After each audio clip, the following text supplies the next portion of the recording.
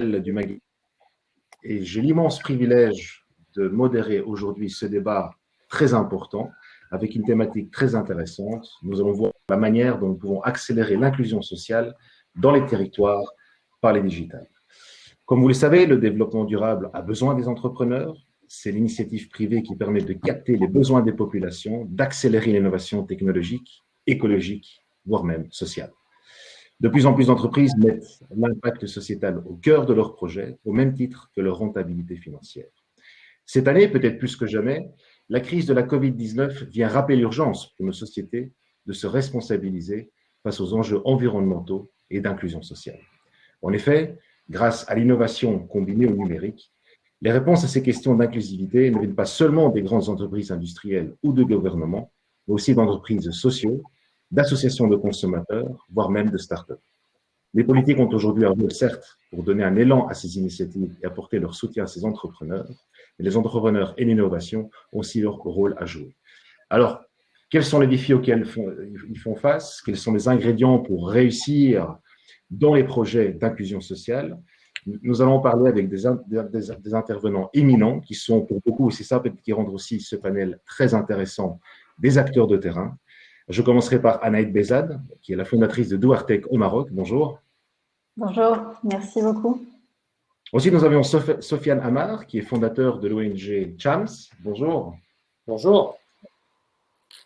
Ensuite, nous avons Astrid Desjobert, qui est responsable du réseau Méditerranée Nouvelle Chance, basé en France. Bonjour Astrid. Bonjour. Ensuite, Zeynep Fakfet, qui est la directrice d'Impact Partner.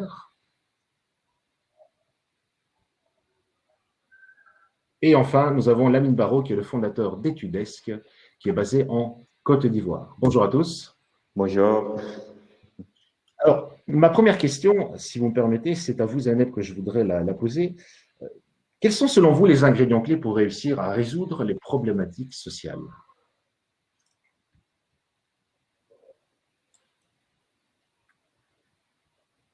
Je pense que vous avez un petit problème de micro.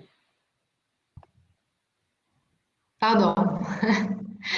Merci encore d'être parmi vous. C'est une excellente question, donc très pertinente et à la fois très large à laquelle je vais tenter de répondre et qui est au cœur même de la mission d'Impact Partner, puisqu'on fait partie du réseau Yunus Social Business Global Network qui se base sur le social business défini par professeur Mohamed Yunus, donc prix Nobel de la paix, et donc qui vise donc à résoudre donc ces problèmes, le problème qui est une solution en fait parmi plein d'autres aux problématiques sociales. Donc, tout d'abord, une petite tentative donc de définir un peu ce qu'on entend par problématique sociale. Et là, c'est des problématiques aussi larges que l'inégalité des genres, que l'inégalité entre les régions, le racisme, la santé, l'éducation, donc le chômage, les problèmes de climat aussi, de pauvreté, d'exode rural, donc c'est vraiment très large. Et c'est en 2015 donc qu'il y a eu une tentative donc mondiale de se mettre d'accord sur ces problématiques, qu'on appelait les SDGs, donc les Sustainable Development Goals ou encore les ODD, Objectifs de développement durable, et donc qui résument un peu toutes les problématiques sociales auxquelles on tente d'apporter des solutions. Maintenant, quels sont les ingrédients, à mon sens, pour essayer de résoudre cela? Comme tout problème, ça passe d'abord par l'awareness. Donc, il faut vraiment être conscient de ces problèmes, de les cerner, donc de diagnostiquer cela et puis de passer par tout ce qui est lobbying et advocacy pour vraiment déterminer l'objectif auquel on veut y aller. Ensuite, Le deuxième point, c'est que ça passe essentiellement par une collaboration globale des différents acteurs donc, qui agissent dans la société, en partant de la personne, de l'entrepreneur, de sa start-up ou de son entreprise, des petites et grandes entreprises, de toutes les structures donc gouvernementales et non gouvernementales, des associations, les organismes, les grands organismes internationaux. Donc, il faut qu'il y ait une synergie, une collaboration et la participation de tous pour vraiment arriver à atteindre donc, ces objectifs-là. Le troisième ingrédient très important, c'est l'innovation. Donc, l'innovation est primordiale vraiment pour aborder le problème, pour trouver de nouvelles solutions, de nouveaux business models, de nouvelles solutions donc pour atteindre ces objectifs-là. Là, on peut introduire donc l'innovation sociale qui devient aujourd'hui une nécessité. On parle aussi, et dans le cadre de ce panel, de l'innovation numérique, donc qui agit à tout niveau donc des projets sur le produit, sur la chaîne de distribution, les mécanismes, les différents modes d'organisation. Voilà, donc de nouveaux produits, de nouveaux services, et là on assiste à l'émergence de plusieurs startups technologiques qui apportent de nouvelles solutions et qui ont un fort impact social. Voilà, et le quatrième ingrédient, donc pour finir, je dirais, ce serait la mesure et le monitoring de l'impact de ces actions-là. Donc on parle beaucoup donc, d'impact social, mais il faut savoir mesurer cet impact-là, le suivre afin de adapter donc les solutions qu'on propose. Merci infiniment pour cet éclairage édifiant sur les ingrédients associés. Je permettrai quand même aussi d'introduire une dernière personne qui est M. Mourdine Seif et qui est aussi le fondateur de la start-up HRFlow. Bonjour, M. Mourdine. Alors, pour rebondir sur l'idée, vous avez parlé donc des clés de réussite, mais je pense que les clés de réussite sont souvent associées à certains défis. Et là, Madame Anaïs, j'aimerais vous poser la question, quels sont les défis associés justement dans les problématiques à résoudre les problématiques sociales? Alors, je dirais que les problématiques des entrepreneurs sociaux en Afrique sont peu ou prou celles des entrepreneurs tout court, hein, c'est-à-dire que en particulier les entrepreneurs technologiques, ils ont très souvent des plus proches du terrain, ils ont de fait une structure qui n'a pas de bureaucratie, qui est vraiment à l'écoute des tendances, à l'écoute de la problématique et qui sont en capacité souvent de formuler des propositions pertinentes. Après, la mise en action de ces propositions, ça suppose un financement. C'est une des problématiques principales de l'innovation sur le continent. L'accès au financement, aujourd'hui, il est limité. Les financements sont rares. Il y a les subventions qu'un certain nombre d'institutions mettent en place et de plus en plus, et c'est positif. Il y a éventuellement l'ouverture du capital. Ça, c'est si on considère que l'entité de l'entrepreneur social est une entreprise sociale, ce qui suppose derrière qu'il y a un cadre juridique. On sait aujourd'hui que la Tunisie, par exemple, a mis en place une loi pour l'ESS. D'autres pays se dirigent vers ça, mais c'est pas le cas de l'intégralité du continent. Je mentionne la Tunisie qui a été en fait vraiment la championne du continent puisqu'elle a réalisé le premier Startup Act du continent. Et d'autres pays l'ont suivi, le Sénégal. L'année dernière, beaucoup de discussions dans le contexte de Smart Africa avec pour le Rwanda Startup Act. D'autres pays ont avancé aussi, le Ghana, le Kenya, etc. Mais ça, c'est important d'avoir en tête qu'aujourd'hui, quand il n'y a pas de cadre, c'est extrêmement difficile. Ça ajoute des barrières. Je vais prendre l'exemple de Douartech. Nous, on s'est constitué en association parce que c'était pertinent par rapport à la mission qu'on porte. En revanche, pour les opérations, on est très limité très souvent par le cadre du Dahir 1958 qui est peu ou prou celui de la loi 1901 de France. Donc, il faut avoir ces barrières-là en tête. Et pour revenir donc à la problématique principale du financement, il y a comme autre possibilité l'endettement bancaire qui est évidemment très problématique. puisque ça suppose de la part des entrepreneurs qu'ils mettent en place des garanties personnelles. Et ça fait grimper forcément le tensiomètre sur les entrepreneurs. Le délai d'obtention des prêts, si jamais les entrepreneurs demandent un prêt aux banques, est nécessairement plus long que leur temps d'itération, que leur temps d'opération. Donc, l'accès au financement, il est vraiment encore problématique. On voit une tendance positive, on voit de plus en plus d'investissements, on voit de plus en plus la mobilisation d'acteurs, de business angels ou d'acteurs de venture capitalists qui sont spécialisés sur l'impact investment sur le continent. Ça, c'est très positif. Néanmoins, il reste encore un boulevard d'opportunités pour vraiment alimenter l'ensemble des écosystèmes qui ont besoin, où il y a des pépites encore à nourrir.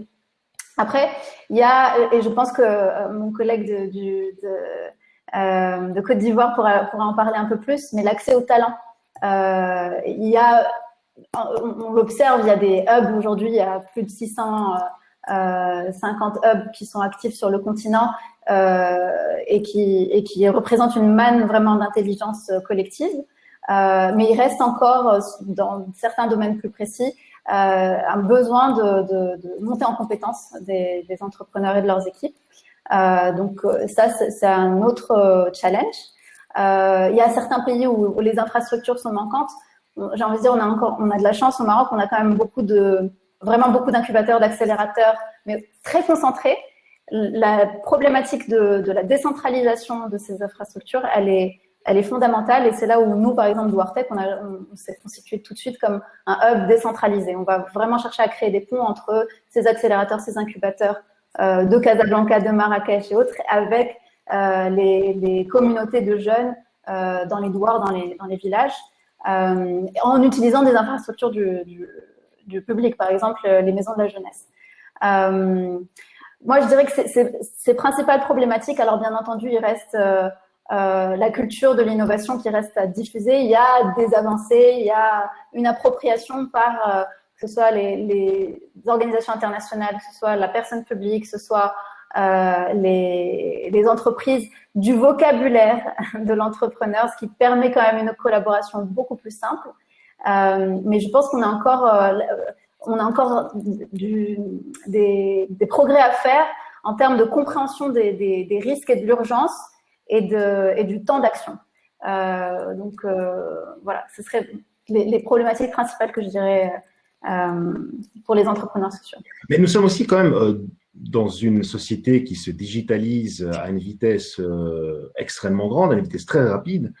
Et lorsque je regarde un petit peu au niveau des impacts sociaux que l'on pourrait avoir, la thématique quand même de l'accès au numérique me semble quand même important et peut-être un défi. Et là-dessus, j'aurais peut-être posé la question à vous, Monsieur Amar. C'est vous qui travaillez avec l'UNHCR, si j'ai bien compris, et avec aussi donc des réfugiés pour le coup. Est-ce que l'accès au numérique ne risque-t-il pas de creuser une inégalité entre les populations? Oui, je pense que j'ai entendu Anaë parler de talents. Nous, on croit que les talents sont partout dans le monde, et notamment l'inclusion sociale. Et les 4-5 dernières années de l'innovation qui a été amenée dans notamment le code informatique et les langages associés, la majorité des initiatives européennes ont clairement démontré une vraie inclusion de personnes qui n'avaient pas de diplôme historiquement et qui ont permis aujourd'hui d'intégrer le marché du travail dans la data, dans le UX, dans le coding. Et si je mappe ça sur l'Afrique et le Moyen-Orient, notamment dans les populations vulnérables, et vous avez évoqué les réfugiés, tout le travail de cette innovation qu'on a eu en Europe, aux États-Unis, sur les 5-6 dernières années, il faut maintenant petit à petit le rajouter dans l'ensemble des territoires. Alors, moi, j'habite à Marseille, et Marseille, effectivement, a démarré une initiative comme ça, qui s'appelle la plateforme, mais le HCR ou d'autres organisations non gouvernementales, des grosses fondations, commencent à peine à intégrer cette notion de talent dans ces communautés-là. Et donc, tout l'exercice de notre petite association, c'est aussi de faire pas mal d'advocacy et de lobbying pour expliquer que grâce à l'innovation dans le digital, et particulièrement dans les langages informatiques, aujourd'hui, on sait activer beaucoup d'inclusion sociale et on démontre des exemples assez fabuleux en Europe de reconversion ou de création de valeur de jeunes et de moins jeunes d'ailleurs qui intègrent le marché du travail avec des petites formations de 6 mois à 1 an.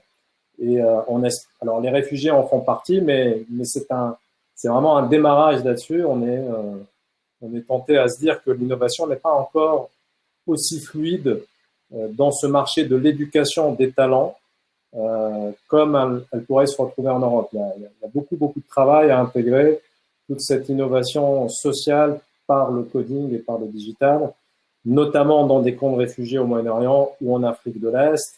Il y a un réel travail de lobbying pour intégrer cette partie qui existe maintenant couramment, on va dire, en Europe, dans cette pratique d'école.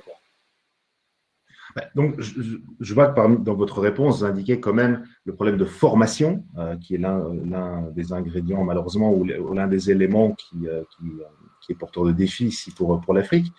Et quand je vois formation, je vois aussi que quand même, dans une étude qui est parue justement de l'organisation au travail, Madame Astrid, moi j'étais, je veux dire, quand même assez abasourdi de voir que plus de 300 millions de jeunes entreront sur le marché d'ici 2050.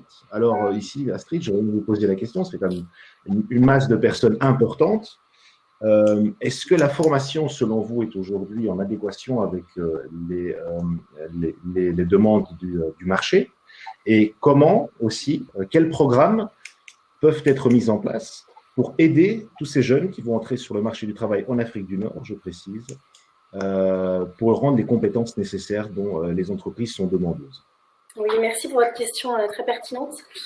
Effectivement, on voit nous trois freins et des solutions qui vont avec. C'est notre travail, on essaye de comprendre les blocages pour les résoudre, pour favoriser l'employabilité et l'insertion des jeunes.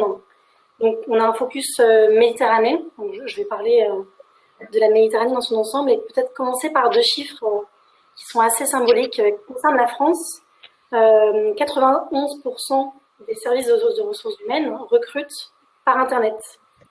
Mais en parallèle, 3 jeunes non diplômés sur 4 en France ne s'estiment pas compétents pour utiliser un ordinateur. Donc on voit que si les services de l'emploi se digitalisent, il y a un décalage avec la jeunesse peut-être rurale ou non diplômée qui ne suit pas. Et donc, si on veut se digitaliser, ça peut contribuer finalement à accroître l'exclusion sociale.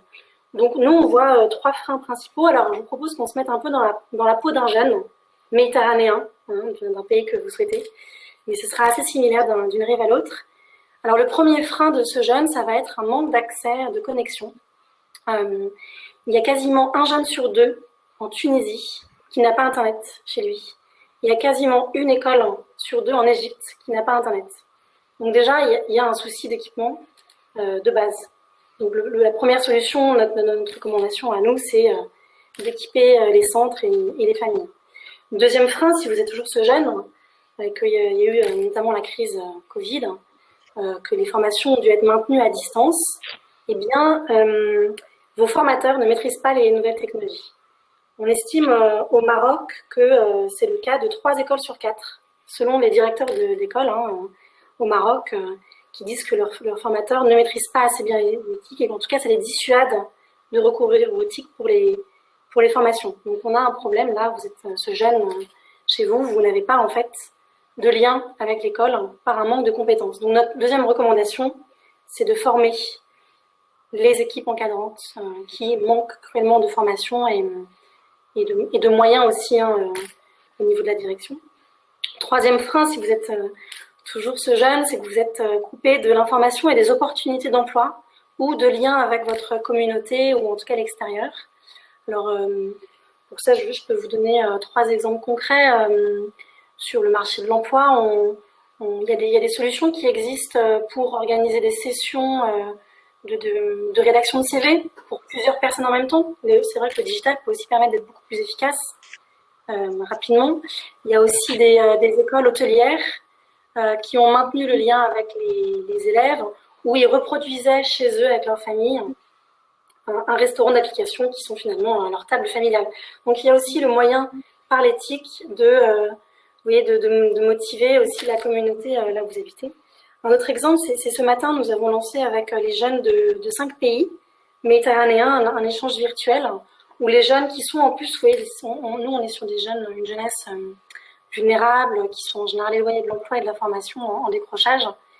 Et le fait de les rapprocher d'autres pays, ça les fait voyager, ce qui ne pourrait pas voyager dans d'autres situations, ça les valorise aussi. C'est vraiment pour motiver, ça valorise aussi leurs formateurs, ça mobilise un petit peu la communauté, ça vous rend un petit peu plus sérieux, ça vous donne des compétences que d'autres n'ont pas, mais que vous pouvez ensuite transmettre aux autres. Vous pouvez former votre famille, vos pairs, aux compétences que vous avez acquises. Donc la troisième solution qui nous paraît essentielle, c'est de créer du lien, d'utiliser le digital pour vraiment avoir une inclusion pérenne et de résoudre le problème quotidien qui sont de trouver un emploi, de trouver une formation, etc. On imagine dans nos recommandations, pourquoi pas proposer un accès à Internet gratuit pour certains sites de formation, d'emploi, etc. Ça pourrait être des solutions à développer. On pense notamment au Maroc où il y a aussi un intérêt assez fort de la part des institutions et c'est vrai qu'on remarque que tout le monde cherche des solutions et donc c'est vrai que créer des liens permet aussi de s'inspirer de ce qui se fait dans les pays aux alentours pour répliquer de manière assez facile. Je vous remercie. En tout cas, vous nous dressez un tableau ici sur, je dirais, le côté des Méditerranéens et l'Afrique du Nord, ici, dans cette perspective. Je voudrais aussi quand même m'intéresser au côté, parce que l'Afrique est quand même un continent très varié et très grand, aussi au côté subsaharien du continent. Moi, j'ai pu lire qu'en tout cas, du côté subsaharien, sur les 10 à 12 millions de jeunes qui entrent sur le marché de l'emploi chaque année, seulement 3 millions d'emplois formels sont créés. Aussi, il y a une très grande disparité entre la formation et les demandes, comme on l'avait dit, et les exigences aujourd'hui du marché du travail. Donc, là-dessus, Monsieur Barraud, je voudrais vous poser la question. Est-ce que vous croyez que les systèmes d'éducation sont aujourd'hui obsolètes, ne sont plus adaptés du tout aux demandes et aux exigences du marché du travail? Et quoi faire, je dirais, du côté subsaharien de l'Afrique? Votre micro.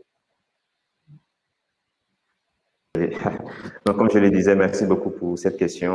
Absolument, vous avez totalement raison. La formation en Afrique subsaharienne et je peux même dire un peu partout dans le monde est aujourd'hui un peu obsolète. Pourquoi? Parce que les institutions académiques n'arrivent pas à suivre le rythme en fait des entreprises en termes de demande, en termes de compétences. Et je vous partage par exemple ma propre expérience en fait. Moi, je suis autodidacte et je suis aussi passionné par l'éducation. Donc, depuis l'âge de 12 ans, j'ai commencé à me former sur des sujets assez techniques qui m'ont permis depuis 16 ans à collaborer avec les entreprises locales. Donc, déjà à 16 ans, j'étais consultant. C'est vrai que c'était plus sur l'informatique, mais pour beaucoup d'entreprises en Côte d'Ivoire et un peu dans la sous-région. Et à partir de 18 ans, je suis allé à l'université. J'ai eu une licence en biostatistique. Mais après, j'avais des demandes, des demandes d'entreprises qui cherchaient en fait à me recruter sur des métiers de chef de projet, responsable technique, sur des sujets de marketing, alors que c'était pas ma formation de base. Et donc, du coup, je me suis rendu compte en fait que ce n'est vraiment pas une question de diplôme, une question de profil en fait académique, mais c'est surtout aujourd'hui les entreprises recherchent des personnes qui ont directement en fait des compétences dont elles ont besoin pour pouvoir être plus compétitives. Et lorsqu'on regarde en fait nos curriculums, par exemple en Côte d'Ivoire, on s'est rendu compte que le curriculum dans les universités était obsolète depuis plus de 10 ans en fait. C'est-à-dire c'est en moyenne chaque 10 ans que le ministère de l'Éducation, le ministère de l'Enseignement supérieur et de la Recherche scientifique essaient d'organiser des séances de rencontres avec les entreprises afin de pouvoir aligner ou mettre à jour en fait les différents curriculums. Et le problème, c'est que ça crée un impact négatif et les victimes, ce sont les jeunes. Même si c'est vrai que les entreprises qui n'arrivent pas à avoir des compétences, des talents locaux auront des difficultés à décoller, à être compétitives sur le plan global.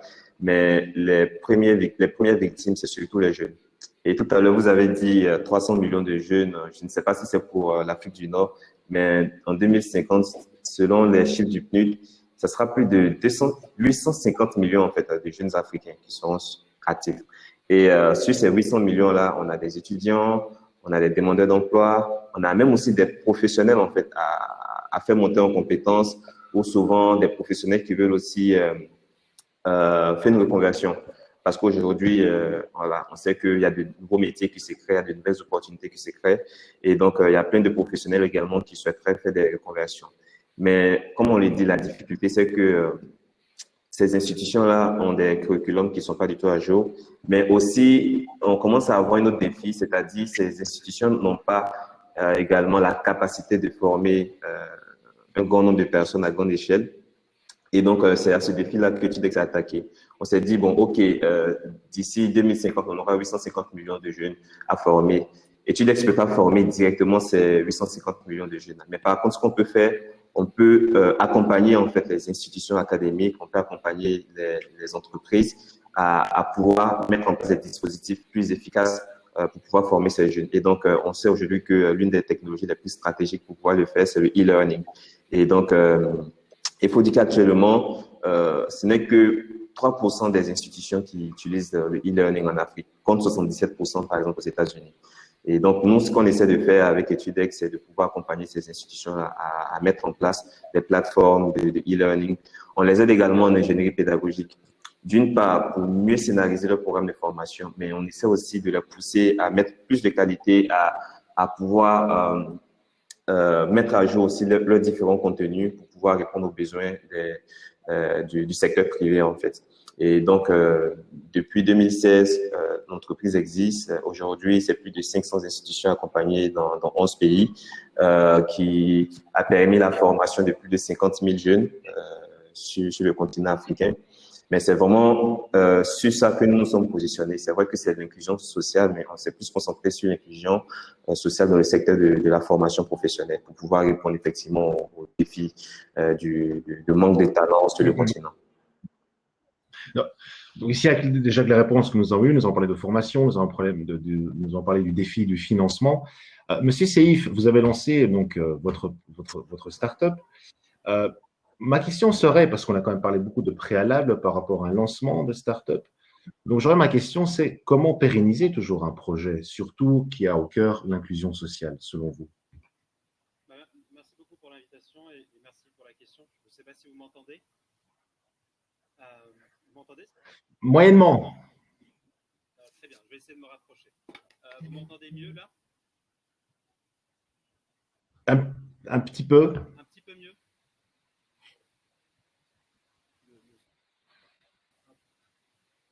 Donnez-moi juste.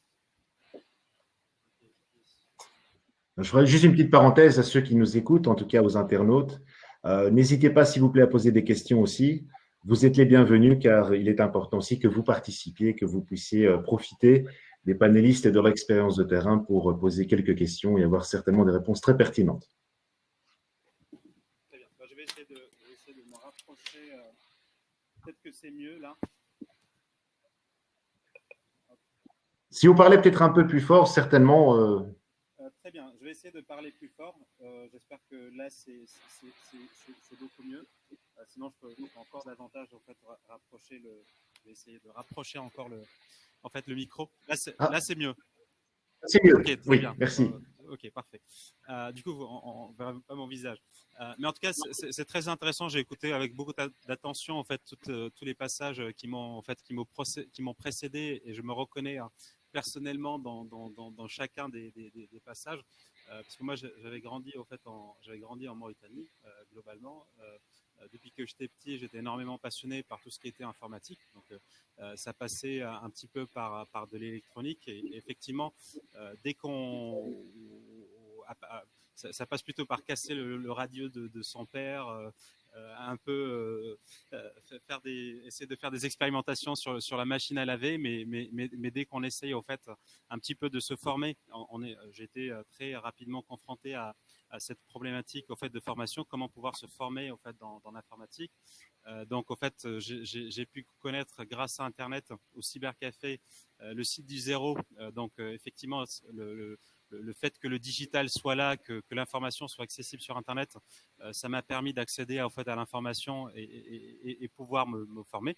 Et puis en fait, lors de ma dernière année en fait d'études d'ingénieur en fait en France, je me posais énormément de questions.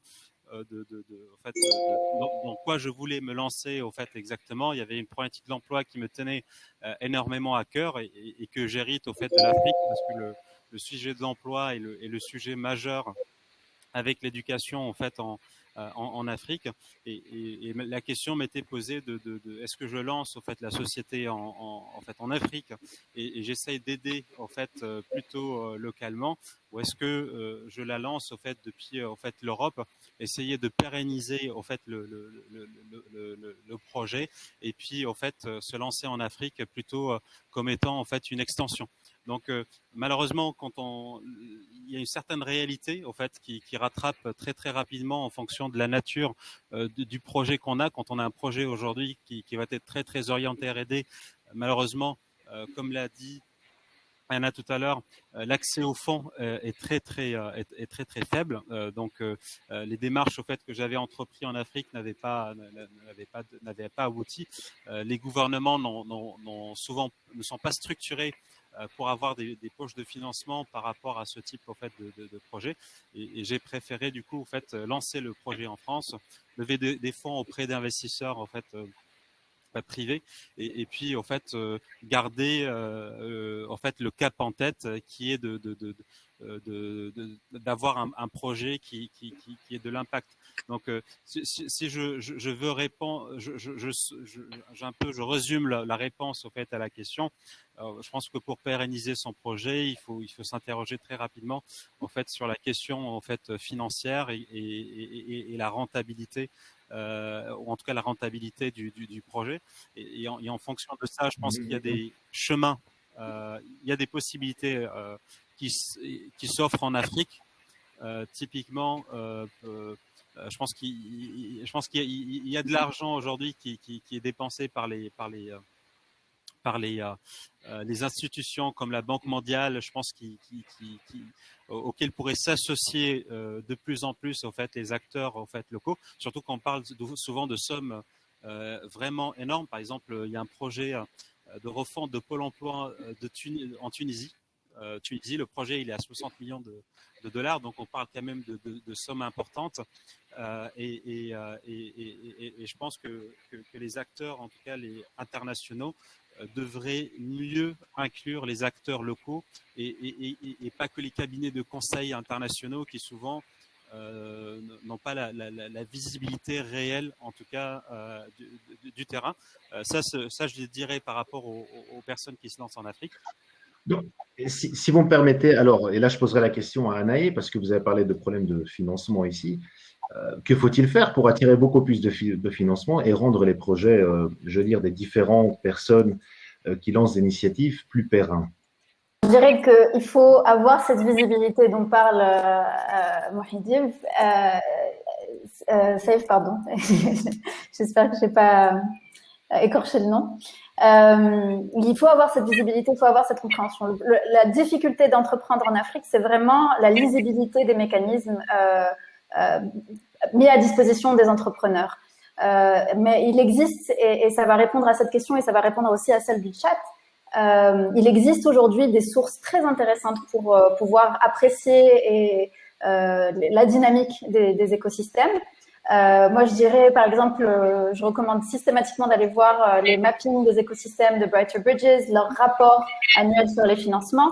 Ça permet de comprendre les mécanismes ou les dynamiques entre les acteurs institutionnels, privés, etc. Et il faut pouvoir comprendre ce qui se passe à partir de cette donnée-là. Et encore une fois, le travail de Brighter Bridges est brillant parce que ça permet de mettre en évidence les potentiels, les redondances potentielles. Donc, en termes de politique de développement international, ça permet aussi de mettre en évidence qu'il y a des projets qui viennent et qui sont redondants par rapport à des initiatives locales, régionales, et des financements qui pourraient être mieux positionnés, mieux canalisés. Après, le fait est que la problématique du continent, c'est que on a une immensité d'acteurs. Et il y a des acteurs qui cherchent à positionner pour harmoniser les cadres. Par exemple, encore une fois, la plateforme Smart Africa, qui est un cadre très intéressant de dialogue et de partage d'informations. Donc, pareillement, les schémas directeurs et toutes les informations qui sont mises à disposition autour des projets flagship des pays, c'est intéressant à avoir en tête. Mais ça demande un travail énorme pour les entrepreneurs d'apprécier cette complexité, de se positionner et en même temps de faire leur travail d'entrepreneur, c'est-à-dire vraiment de mettre en place leur technologie, leurs équipes, leurs opérations aux meilleurs standards qu'ils cherchent à mettre en place. Donc, moi, je dirais accéder à des ressources, des sources d'informations qui sont pertinentes et faire ce travail de plaidoyer, parce qu'il existe aussi des réseaux qui peuvent amplifier les problématiques communes et les revendications communes. Ce que disait Mouhidif tout à l'heure, c'est ce que disent beaucoup d'entrepreneurs, et quand ils le disent ensemble, ça porte sa voix. Donc, quand ils le disent ensemble, c'est par exemple à travers des plateformes comme AfriLabs aussi qui met qui met en lien et qui propose des solutions concrètes à des hubs, à plus de 240 hubs du continent sur les 650 qui sont actifs. Moi, je dirais la mise en commun des synergies et l'accès à ces informations-là, c'est une des, c'est une des solutions que je recommande. Une des solutions recommandées. Moutine aussi a quand même souligné quelque chose qui me paraissait intéressant, c'est la méconnaissance apparemment des acteurs internationaux, des acteurs locaux en Afrique.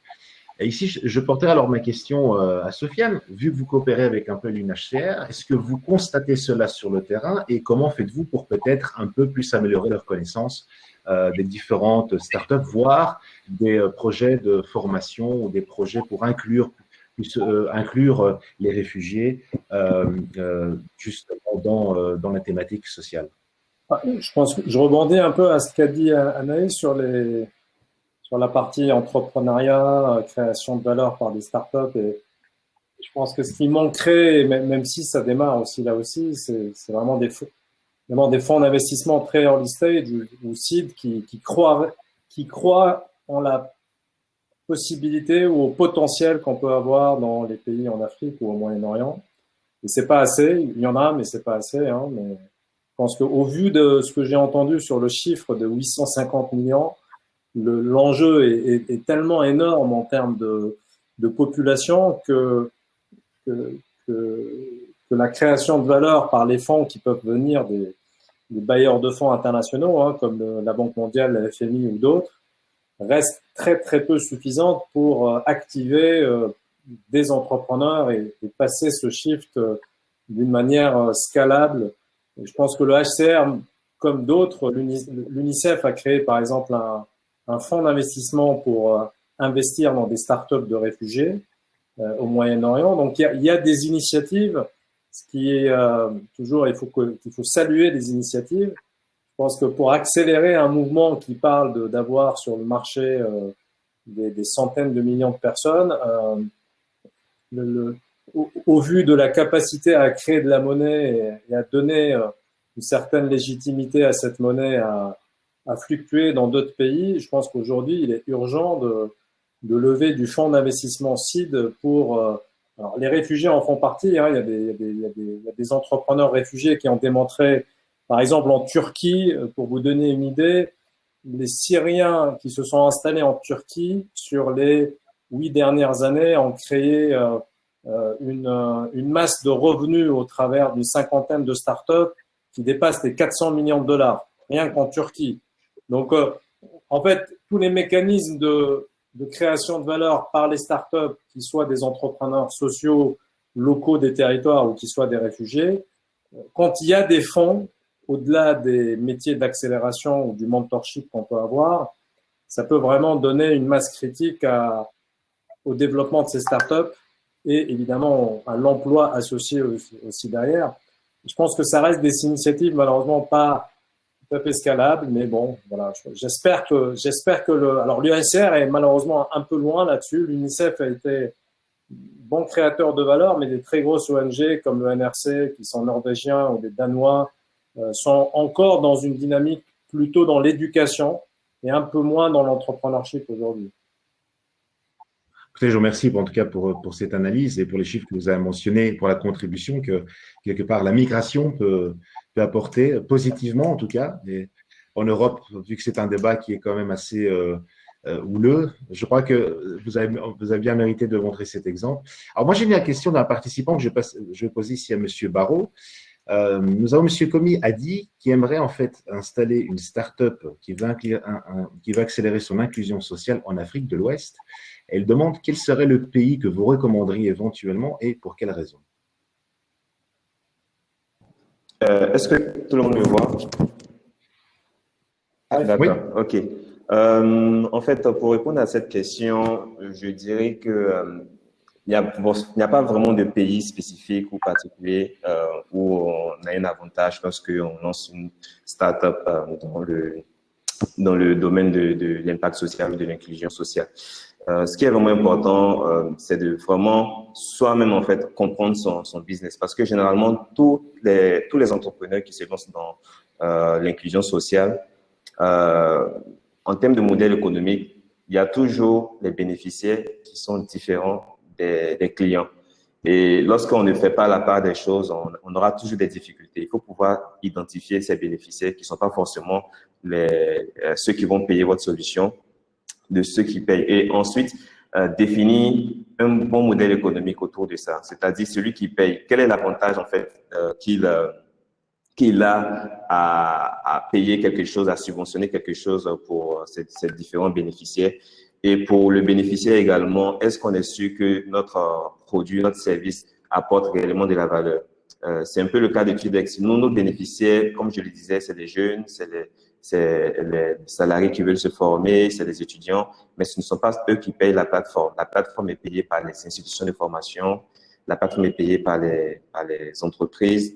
Et donc, c'est le pays où vous allez avoir ces différents clients qui payent là, qui sera le plus favorable pour vous.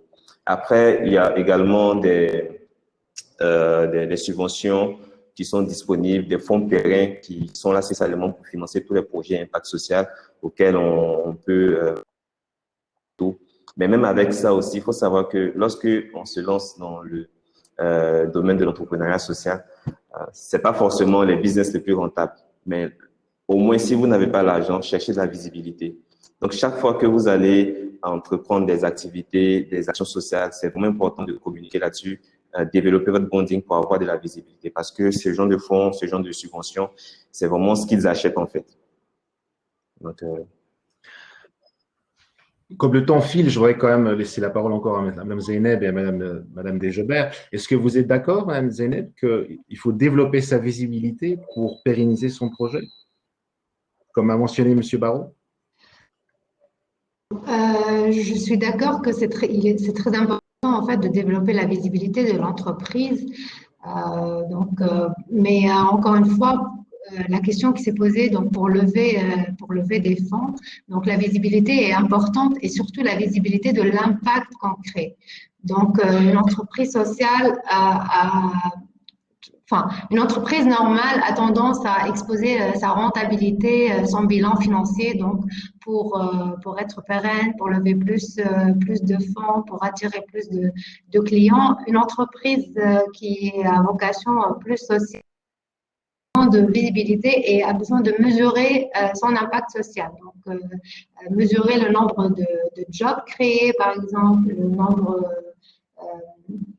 de jobs décents essentiellement, et puis se mettre d'accord sur les indicateurs donc de mesure de cet impact social afin d'attirer les financements et les investisseurs. Et il y a vraiment des investisseurs qui peuvent être intéressés plus par l'impact social que par la rentabilité financière de l'entreprise.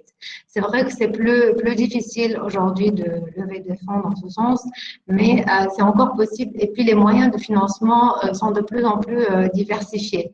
Donc, par exemple, tout à l'heure, Anna a parlé de la loi de l'économie sociale et solidaire en Tunisie. On a aussi la loi du crowdfunding, donc on peut lever des fonds grâce au crowdfunding. Et là, plusieurs personnes sont intéressées donc par ces projets à vocation sociale.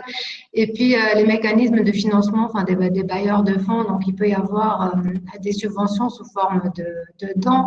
Nous offrons aussi entre autres des prêts d'honneur qui sont réinjectables donc dans d'autres entreprises et start-up sociales. Et encore une fois, l'investissement à travers des fonds d'investissement. Et là encore, vous avez évoqué tout à l'heure donc les fonds d'investissement à vocation sociale. Et en Tunisie, un nouveau fonds des fonds vient d'être créé donc afin d'injecter de l'argent dans les fonds d'investissement pour les startups innovantes et à fort potentiel de création de jobs et d'impact social. Avec Jobert, moi je me dis. Moi j'aurais pardon, c'est moi qui fais. Alors moi j'ai une question pour vous encore pour clôturer un peu ce débat assez passionnant et malheureusement nous avons très très peu de temps et je suis sûr qu'on aurait pu suivre encore pendant très longtemps de parler de cette thématique assez intéressante. Moi la question des partenariats publics-privés, quelle est selon vous aujourd'hui la meilleure forme que pourrait avoir ce partenariat pour justement aider tous ces projets liés à l'entrepreneuriat social pour qu'ils aient en fait une possibilité de mise à l'échelle d'un niveau local à un niveau un peu plus régional? Oui, c'est une excellente question. Alors, le travail que nous menons, nous, à l'IECD, dans une quinzaine de pays du monde, où effectivement, on essaye, comme le disait Lamine, de réconcilier le marché de l'emploi et les jeunes et les institutions également, pour que ce soit des partenariats gagnant-gagnant. Alors, ce que nous faisons en tout cas, c'est que nous rénovons les filières de formation avec les entreprises et avec les ministères pour que ce soit accrédité. Ce qui est important pour les jeunes, qu'ils aient un parcours de formation professionnelle, par exemple, plutôt entrepreneuriale, c'est qu'il y ait quand même une reconnaissance officielle par un diplôme qui soit reconnu de tous, d'un État et d'entreprise. Donc là, l'accréditation au niveau national, elle est très importante pour les jeunes, qui montre un petit peu un lot de compétences, je dirais, de base. Et ensuite, on a vraiment besoin de ce partenariat gagnant avec les entreprises. Alors nous, par exemple, on discute avec la Fondation Orange, notamment en Espagne, sur ce sujet du digital et qui vient justement nous aider à équiper tous les jeunes et les centres de formation en contenu numérique, enfin en équipement en tout cas et en formation, soit pour que la formation soit donnée à distance, soit pour des métiers dans la téléphonie, etc. Au Liban, par exemple, on a récemment créé un bac pro, un BT, ça s'appelle plutôt un bac technologique, au métier du web, parce qu'on s'est rendu compte que pour les jeunes femmes, il y avait un potentiel, en tout cas, de métier dans le web qu'elles pouvaient faire à domicile. Donc, on essaie aussi de s'adapter, de proposer des formations qui s'adaptent aussi aux évolutions de la société. C'est important, et notamment pour les femmes qui sont aussi assez touchées par le chômage. Donc le partenariat gagnant-gagnant, il est vraiment, je pense, dans un dialogue entre la société civile, voilà, les centres de formation, des accompagnements des entrepreneurs, les institutions qui vont venir accréditer, reconnaître et financer, ou en tout cas nous aider à trouver des financeurs, et les entreprises qui vont recruter. Et peut-être un dernier point qu'on n'a pas abordé dans ce panel-là, mais c'est aussi le travail d'orientation que l'on fait auprès des jeunes dès le plus jeune âge, je ne sais pas moi, dès 15 ans, sur vraiment choisir aussi un parcours d'entrepreneuriat ou un parcours de formation professionnelle. Comme le disait aussi Lamine, les parcours de formation professionnelle ne sont pas assez valorisés peut-être dans nos pays, ni d'entrepreneuriat. On le remarque aussi, et c'est vrai que du coup, on a moins accès à l'information, possibilités de financement, aux compétences techniques à acquérir, aux compétences de réseau aussi à acquérir. Donc il y a, je pense, au niveau des institutions aussi un peu plus d'accent à mettre sur l'accompagnement individualisé aussi des jeunes le plus tôt possible pour qu'ils puissent choisir vraiment librement, au-delà des stéréotypes, un métier dans lequel il va s'épanouir. Écoutez, je vous remercie. Malheureusement, nous sommes à la fin de ce panel. Je remercie tous les intervenants pour leurs analyses et pour leurs analyses édifiantes ainsi que pour leur partage de leur expérience. Moi, pour ma part, je terminerai ce panel en remerciant aussi l'audience, juste en peut-être citant un politicien afro-américain qui disait que l'inclusion n'est pas une question de rectitude politique, c'est la clé de la croissance. Je vous remercie à tous et je souhaite à tout le monde une bonne suite de conférences avec Emerging Valleys. Merci à vous tous. Merci beaucoup. Au revoir. Merci. Au revoir. Merci.